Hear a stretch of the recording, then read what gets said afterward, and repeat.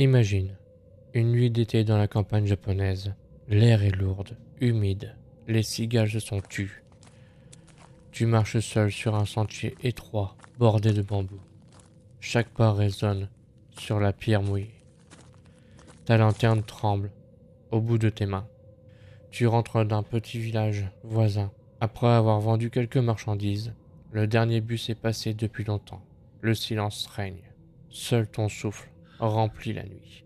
Soudain, un bruit, un léger tape, tape, tape, derrière toi. Tu t'arrêtes, le son s'arrête. Tu reprends ta marche, et les pas reprennent, exactement au même rythme. Tu te retournes brusquement, à rien. Seuls les bambous qui bougent, agités par un vent invisible. Puis, au loin, une silhouette, une femme debout sous la lune. Son kimono blanc se détache dans la brume. Elle te tourne le dos. Tu t'approches, intrigué. Excusez-moi, tout va bien? Aucune réponse. Elle reste figée. Alors lentement, elle tourne la tête vers toi. Et là, ton sang se fige. Plus de visage, plus d'yeux, plus de bouche. Juste une police, comme une poupée sans âme. Tu recules, le cœur battant, la lanterne tremble, la flamme vacille. Et dans un souffle glacé, la flamme disparaît. Tu viens de croiser le Nopperabo. Et salut et toi et bienvenue sur la chaîne. Ici, on explore les légendes japonaises, les yokai et tout ce que le Japon cache de plus sombre. Si tu aimes ce genre d'univers, alors abonne-toi, like la vidéo et partage. Aujourd'hui, je vais te raconter l'histoire d'un esprit aussi fascinant que terrifiant. Un fantôme qui ne te poursuit pas, mais te glace le sang, simplement en effaçant son visage. Découvrons ensemble la légende du Nopperabo. On raconte qu'à l'époque Edo, vivait un marchand nommé Koe. Il était réputé pour son arrogance, riche, vaniteux et persuadé que les esprits n'étaient que des histoires d'enfants. Chaque soir, il rentrait chez lui après avoir compté ses pièces. Longeant la rive Kanda, où la brume était si dense qu'on ne distinguait plus la lune. Un soir, alors qu'il traversait un petit pont du sanctuaire d'Inari, il aperçut une jeune femme accroupie près de l'eau, le visage caché, les épaules secouées par des sanglots. Hé, qu'est-ce que tu fais à cette heure pareille? La femme ne répondit pas. Koe s'approche, haussant la voix. Tu es blessé? Tu veux que je t'aide? Toujours rien. Alors agacé, il pose sa main sur son épaule et la femme leva lentement la tête.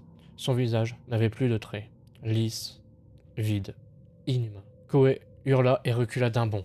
Il lâcha sa lanterne, tomba à la renverse et s'enfuit à toute vitesse. Il courut jusqu'à une petite taverne au bord du chemin, haletant, les mains tremblantes. Aidez-moi, j'ai vu une femme, sans visage. Le tavernier, un homme calme, le regarda avec pitié. Du calme, mon ami, bois un peu d'eau, t'es pâle comme un mort. Koe prit la coupe entre ses doigts tremblants, et quand il releva les yeux pour le remercier, le vieil homme n'avait plus de visage non plus.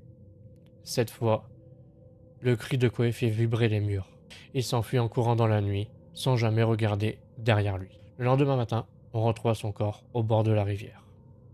Son visage était figé dans une expression de terreur absolue, comme s'il avait vu quelque chose que l'esprit humain ne pouvait supporter.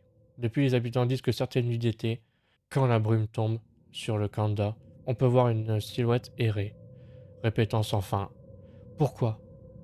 Pourquoi? Pourquoi n'avez-vous plus de visage ?» Le Nopperabo n'est pas un esprit qui tue, c'est un symbole, une forme de punition spirituelle dans la culture japonaise. Le visage représente l'âme, l'identité, la vérité intérieure.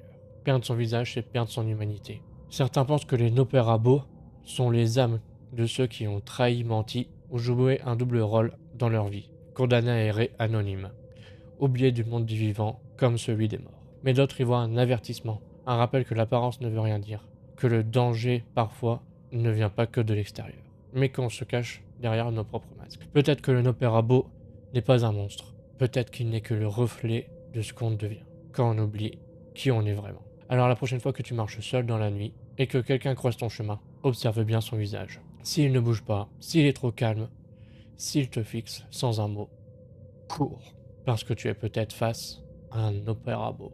Merci d'avoir regardé cet épisode. Si tu veux soutenir la chaîne, mets un like, abonne-toi, partage la vidéo. Ça aide énormément à faire connaître ces légendes oubliées du Japon. Et surtout, ne manque pas le prochain épisode.